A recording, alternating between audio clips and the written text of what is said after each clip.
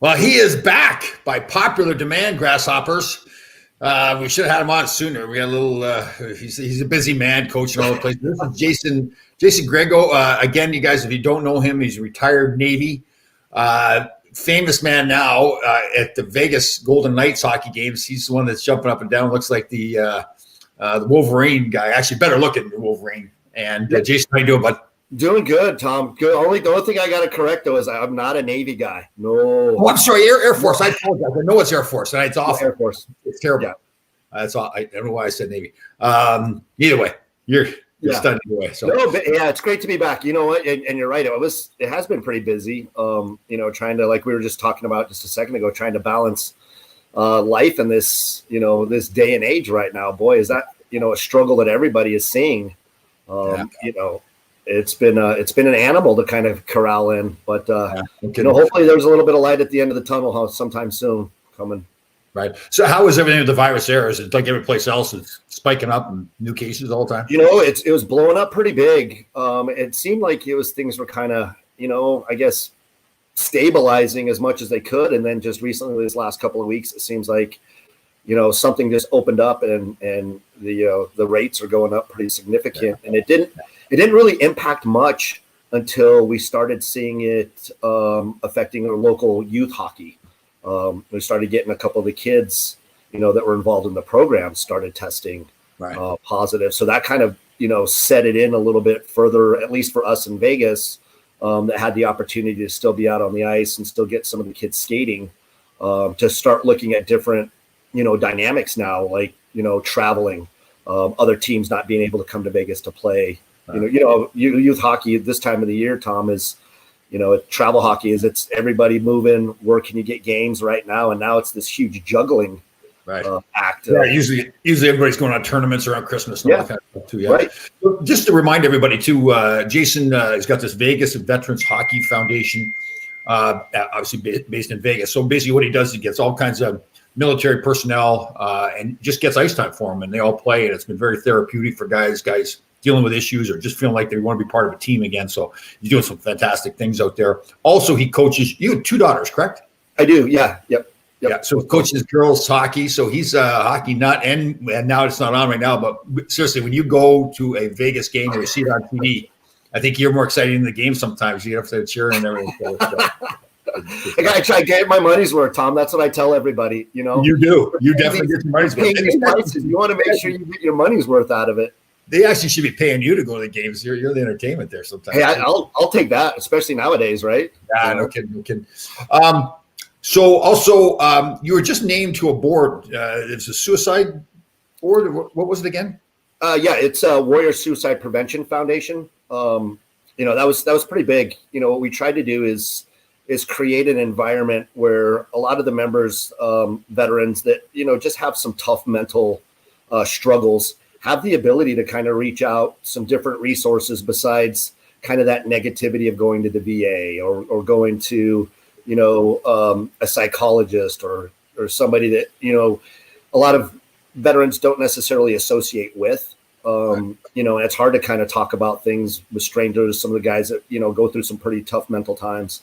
So it's a foundation that's, dedicated directly to ensuring that we continue to drop this rate down for suicides in the veteran community, especially now. It's getting even worse. We're kind of doing the struggle right now with separating and isolating veterans, with the pandemic. It's difficult. You're kind of doing the worst things to guys that are struggling with mental, struggles. So it was really, I was really honored to be, named onto the board and see what we can do is trying to bridge the foundation, the hockey foundation, integrated with basically the Warrior Suicide Prevention Foundation, and just kind of get another little spoke onto the wheel, that the guys now have, when we talk about those pillars of wellness, right? We talk about exercise and how that exercise works for the mind, and now just giving these guys that other opportunity to branch out and, exercise their mind around other guys, veterans that have that same type of, past and experience. And you and I were talking about the other day too, guys. Like I think athletes and military personnel are both the same, right? That there's supposed to be that stigma about being the strong guy, right? Mentally and physically strong. And now if you're reaching out to somebody and saying, "Well, I'm hurting," right? And it's not like a broken arm. It's I'm hurting inside. I've got all these thoughts and everything. That's hard for guys to do, right? And I think you and I can talk about it's more important for guys like ourselves to be very vocal about, this is a terrible time. First of all, that you're going through all the military stuff, leaving the military and the issues you're dealing with. Now be in the middle of the pandemic. Yes, people are hurting, and there's nothing wrong with that. It doesn't make you some weak person if you're hurting inside. No, it actually, I try to advocate for that, for the guys, to reach out, a buddy check, something. I'm the first one that, there's those days where you just wake up and you know what, sometimes you just don't have it. It's a struggle, and that is okay to have that, and it's okay to reach out. And that's really the whole premise of this is to take away that, that macho, hey, we don't talk about this stuff. No kidding. You need to, and it's good for other people to kind of jump on board and see that, and if they can see us saying, hey, you know what, I don't have it today, struggling a little bit. I'd like to chat with somebody about this. Yeah, that's a big issue. When the guy gets isolated and he can't feel like he can talk to anybody.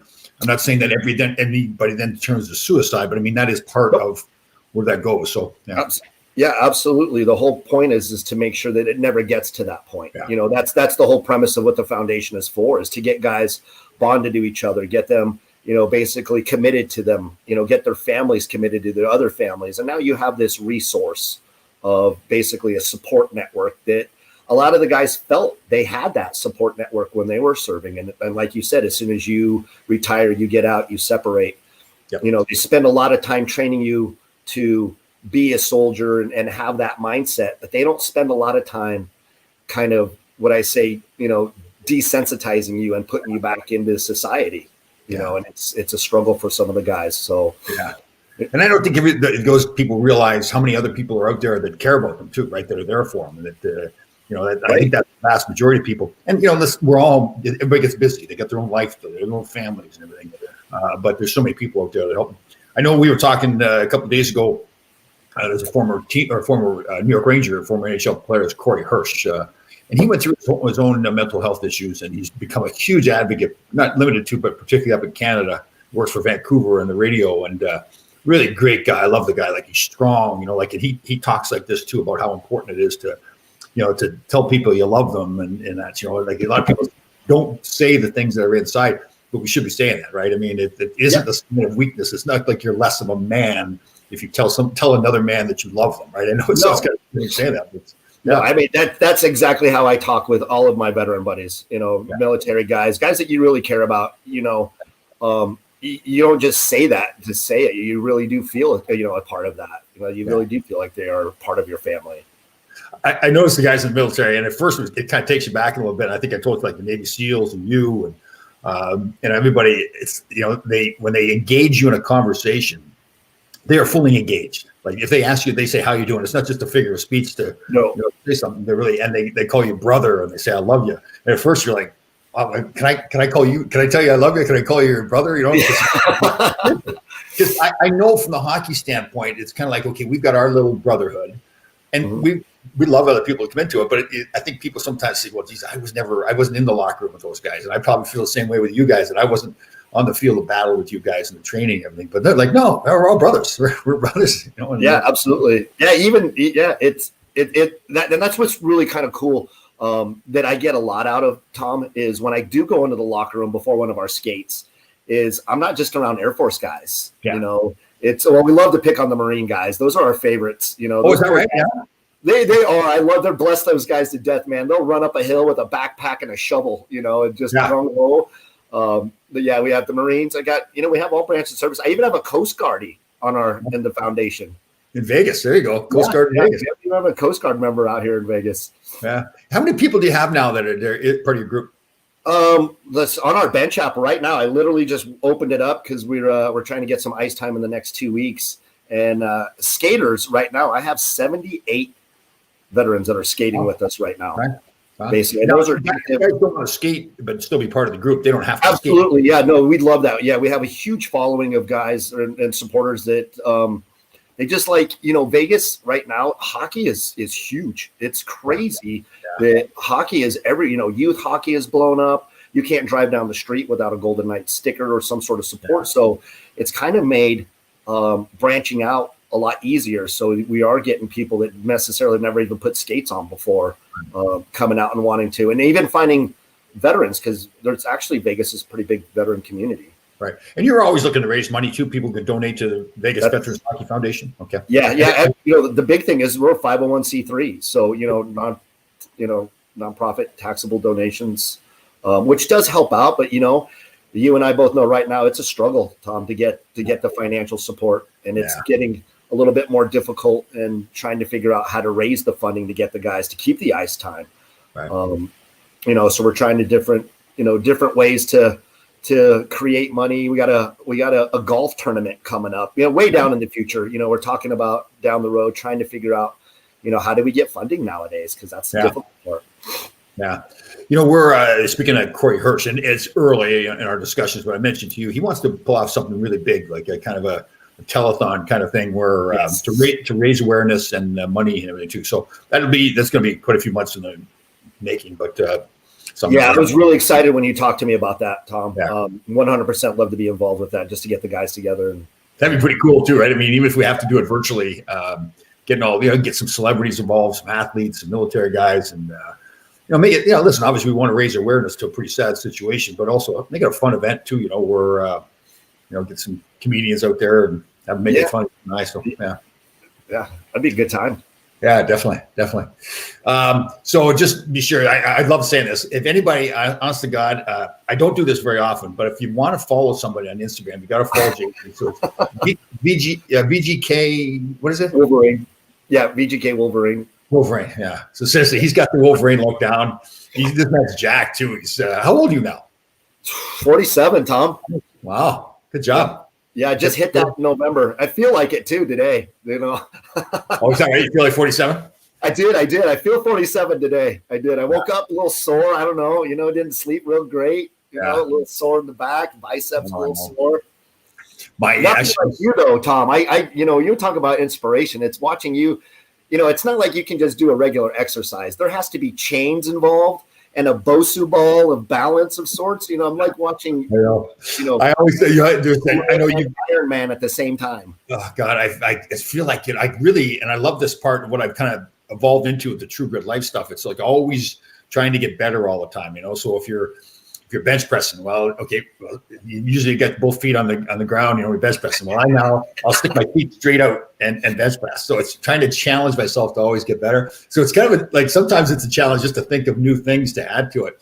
I was in the gym this morning actually, and it was a very small gym, and the trainer was in there with a guy, good guy, and he was off doing his stretching and all that kind of stuff. I think he was got like some kind of back issue he was working on, and I'm over there and I've got the chains and they're flopping around and I'm doing like and I'm grunting and groaning, and the poor guy, I felt bad because I was so into it, I didn't realize it. And the poor guy over there must have been like, "Oh God, am I safe in here or not?" What is wrong with that guy? Look, we can elevate things up, Tom. But I'm going to put my foot down with flames and definitely.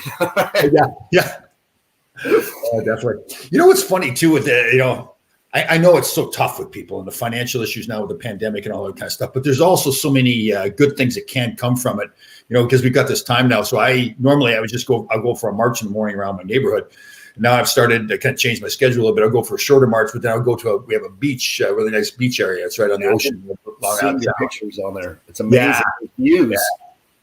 Yeah. It's funny. It's weird because, I've always never really paid attention to sunsets or sunrises or whatever.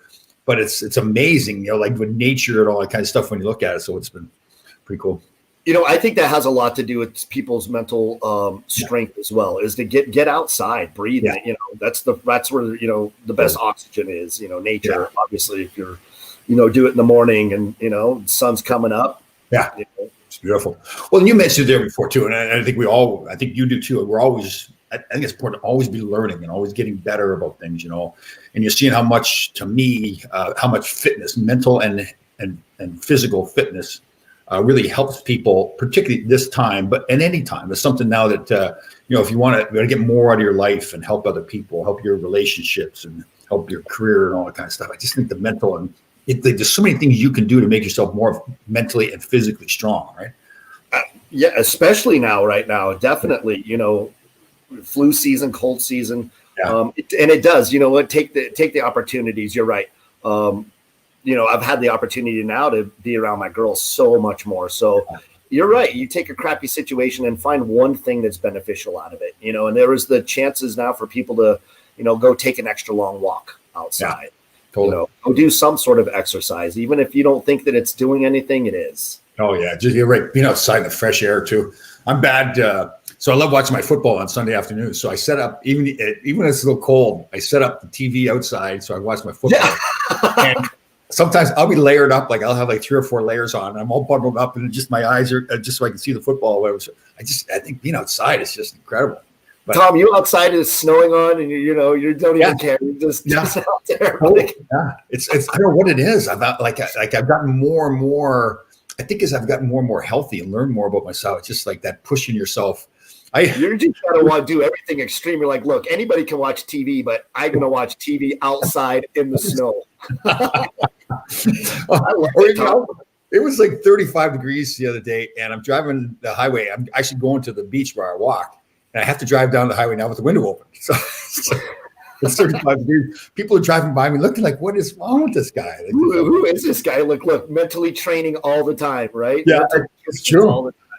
Seriously, it's true. Like, I just feel like constantly, and it's more, the more I've evolved into the whole True Grit life thing, the more you want to push yourself to get better and better. It's just, it's a great feeling. But it also triggers other people too, though. You catch on, like somebody sees that and they're like, man, look at Tom. That guy is not out there, just shoveling Cheetos in his mouth just because he's a retired, guy. You're the poster for, hey, look what you can achieve. Look what you can do.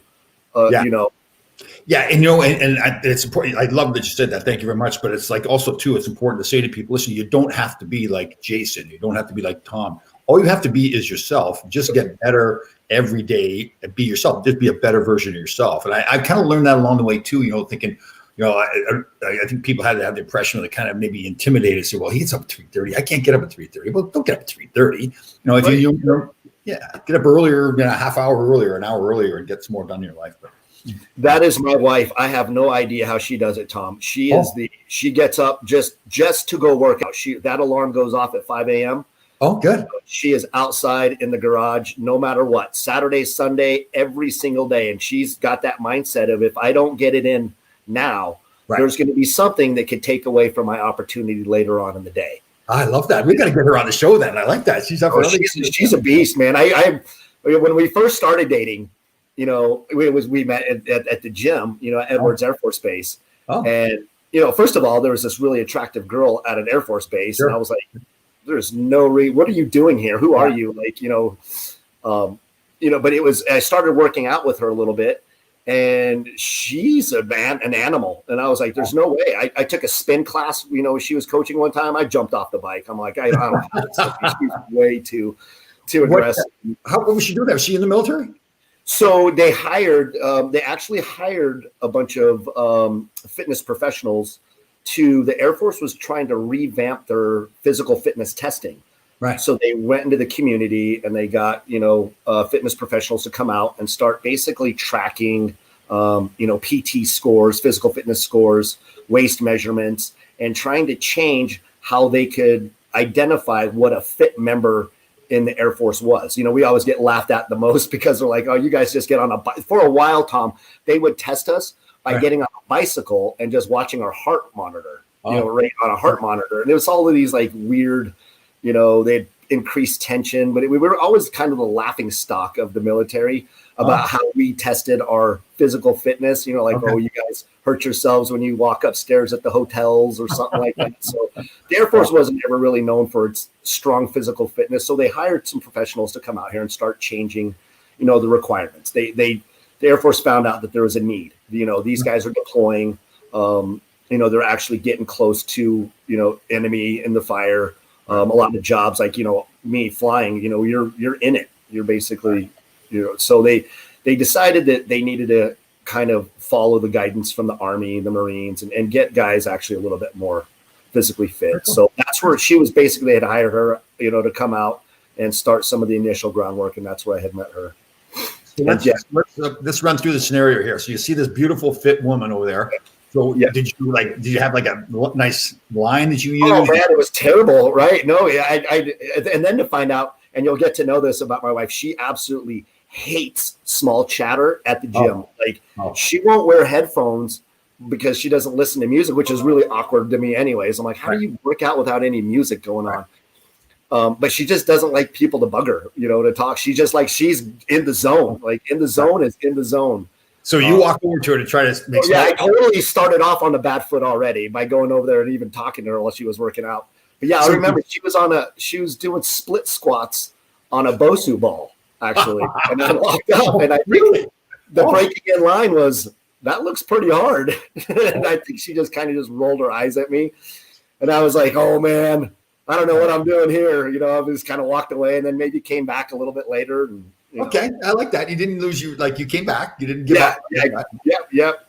Went back in for another chatter, and I think the only thing that helped me out is that she couldn't run away from the gym. She was there. So when I went in there, I could at least had another day, to go back at it again. So, okay. So you gave a couple of tries the first day. The second time around, was she more receptive or? Yeah, she chatted a little bit more. I think mainly because she worked there and she probably had to be nice to me.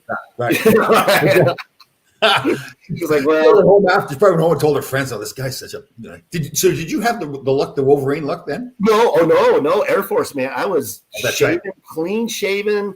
But they did. I guess later on she will tell the story that she had a conversation, and a lot of her coworkers had always said, "You want to go and date the guys that wear flight suits." Obviously I was a flyer, and so. Right. I got to stand out a little bit. Maybe that's really what pushed it over the edge, is that I got to wear wearing a flight suit when I walked into the gym. So that's the only reason they hooked her. No. She saw what's inside of you. That's what she saw. So how many times did you chat with her before you finally asked her out? It was probably chatted about 3 or 4 times. Whoa. Okay. Yeah. So okay. Yeah, I didn't want to rush it because I knew she was there at the gym. So it was, it was a. Well, 3 or 4 times. Well, didn't want to seem too eager. 3 or 4 times. You're not sitting around waiting too long. 3 or 4 times. Right. You don't have to. Yeah, that was it. What was the response when you asked her out? She was totally into it. Yeah, she was like, "Hey, you want to go grab some dinner sometime?" And yep. Oh, nice. You are some smooth dude, aren't you? There was back in the day. Now I don't know about now. So, had you ever had the Wolverine look before? No, as I was telling you, the whole thing is just completely ridiculous how the whole thing happened. It was through my daughter, actually, when, the preseason, the very first preseason game for the Knights were coming around. Halloween was coming around, right. And my daughter was just super into X-Men. And the story was, I had a full beard at the time. I was fully, had just retired from the Air Force. So grew the standard, long hair, didn't shave. And my daughter was like, "Dad, you should go be Logan, and I want to be X-Men for Halloween." And I was like, "You're out of your mind." And then it got close to where I didn't have a Halloween costume. And I was like, my daughter's really asking me to do this. So I went to the bathroom, started hacking away. And about halfway through, I was like, I might be able to pull this thing off for a little bit. And then it just so happened that I did that and went to the very first preseason Knights game, and where I was going down the stairs. Obviously they got the camera people, and, the Knights organization is all about entertainment and, getting the crowd going. And they did it from day one, even in the preseason. So the next thing you know, Beth's kind of knocking me on the shoulder. And she's like, "You're up on the video screen." And there's a picture. And I think it's one of my first Instagram pictures in there too. And it's a picture of me looking up, and you see a picture of Wolverine, Logan, and my face. And it said, celebrity lookalikes. Oh, is that right? That's cool. Yeah. And then from there on, it's where it just blew up. It was every game I walked in and they were like looking for me. And, and then I just started screaming at the camera, and then it just got crazy. Yeah, you're really into it now. Yeah, you're really good. That's funny. It's funny. I don't know if you see on Thursday afternoons, we do a show with a few of my old teammates. And one of the guys we do is Larry Melnick. And Larry, he's a funny guy, really. He's funny. But we kind of always teased him. It's come the running joke that he's this grumpy, guy all the time. So he plays into it too. He's pretty good with it. But the other day he was telling us, a lot of people, I think he looks like Chevy Chase. So I actually posted a picture on my Sunday show of Chevy Chase. And he does. He looks like Chevy Chase. Yeah, that's amazing. It's fun. It's fun. It's funny to kind of see that kind of go around. And I'll be honest. I do use the look, for as much as I can. If I can get it where people, associate me with the Veterans Foundation, or they, it's almost kind of an easier icebreaker. They're like, oh, you're the guy from the Knights games and stuff. So it kind of does help out. So as long as I can utilize it for, positivity, I'll continue to do that. Yeah. Well, and your personality too, right? I mean, you're the kind of guy that people want to be around, and you've got that infectious, energy to you and all that kind of stuff too. So. Well, thanks. I appreciate that. It's good to know. At least my daughters may say the opposite, though. Oh, yeah. My sons never say nice. Well, I shouldn't say. That's not fair to say. They do, but your dad, they're not going to say nice about you. No, yeah. Just like I don't coach around the ice. I just let the other coaches. I'm like, no, I'm not going to say anything because you won't listen to me. I know. My son, my oldest son Shane, when he was younger, he was a goaltender. And, as you know, with the crease is blue paint. So I was trying to use, because a lot of my coaches always used hockey to teach life lessons too. Herb Brooks would do that. It works, right? Yeah. So I was saying to him, I said, goaltenders, when they're not comfortable, they tend to stay in the crease. When they get confident, they get outside the blue paint. And that's also kind of life, right? Get outside of your comfort zone. Yep. So I kept saying to him, like, get outside the blue paint, get outside the blue paint. And he's looking at me like, mind your own business, what do you know about hockey? And it was just a few years ago, we were having a conversation about something, and I remember him looking at me. Something came up about blue paint, and he goes, "Oh, now I get what you mean." It's like 20 years later. But it kicked in, right? Sometimes you give them these bits of wisdom, and it kind of is just like a seed, and you're planting it in there, and you see where it does develop. And sometimes your kids do surprise you, and those are the times that make you mad. I'm not going to even lie. This morning, no kidding, Tom. I was like I said, I just slept terrible last night. I was just kind of up and out, and I was in my movie room just doing a little bit of email, and my oldest daughter walks in with a cup of coffee in her hand, and she's like, "Dad, I made you coffee." This is the first time that she has ever made me coffee. She's nice. 11 years old, but and I don't have a coffee machine. I don't have a coffee maker.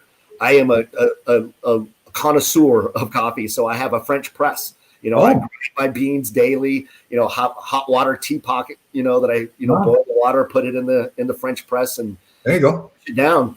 So as she's handing me this cup of coffee, I'm kind of speculative about what it's going to really taste like. Yeah. And it's one of those opportunities where I saw literally my daughter give back to me. And it was a great feeling. And it was, pretty solid cup of coffee this morning. That's excellent. Good job. You taught her well. That's good. Same thing with my sons too. Like, that mentality about getting out of your comfort zone. That's one of their strong suits. If there's something they don't know, they'll go figure it out and go do it. So I'm very proud of them for that too. That sounds great with your daughter too. So I think it's got to be something with a mentality with hockey without that too. Because I have noticed that my daughters are very capable of being around an environment that is uncomfortable, maybe like going to somewhere new or something like that. Yeah. And they're not associated with being timid or shy.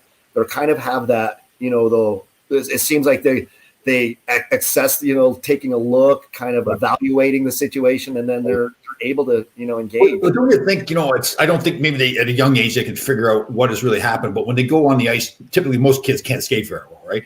Right.